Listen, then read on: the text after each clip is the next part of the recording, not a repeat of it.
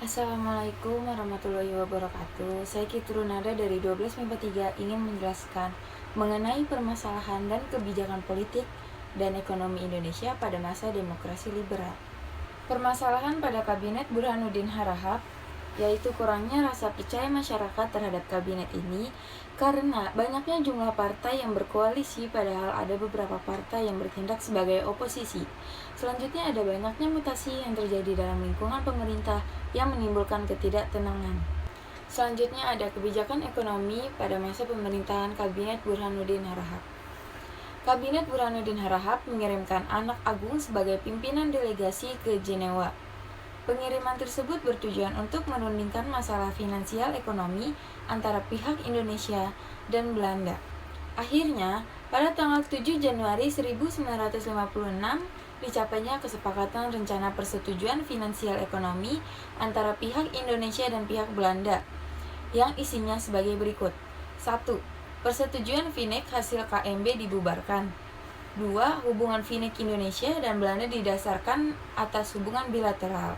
Ketiga, hubungan FINEK didasarkan pada undang-undang nasional yang tidak boleh diikat oleh perjanjian lain antara kedua belah pihak. Namun, pada masa itu, pemerintah Belanda tidak mau menandatangani rencana persetujuan yang telah dibuat tersebut. Hal ini membuat pemerintah Republik Indonesia harus mengambil langkah sepihak.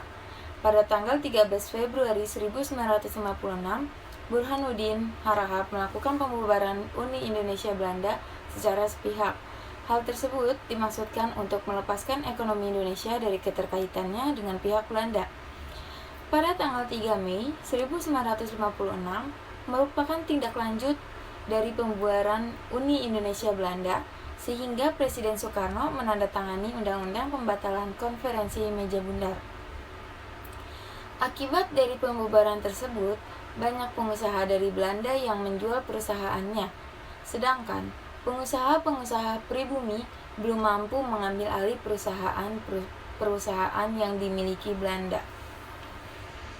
Selanjutnya ada kebijakan politik.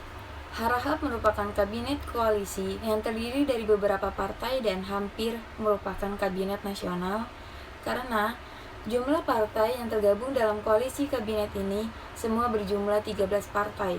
Kabinet ini didominasi oleh Partai Masyumi walaupun terdapat banyak partai dalam kabinet ini, tetapi seakan-akan hanya menjadi pelengkap saja. Selain itu, ada pihak yang menyebut kabinet ini sebagai kabinet Masyumi karena Masyum yang mendominasi kabinet ini. PNI tidak duduk kabinet ini, tetapi PNI bersama-sama PIR Wongsonegoro, SKI, PKI, dan Progresif bertindak sebagai oposisi.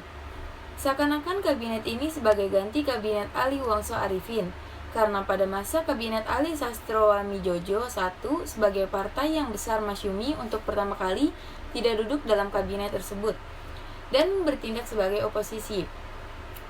Kabinet ini bertugas pada tanggal 12 Agustus 1955 sampai 3 Maret 1956.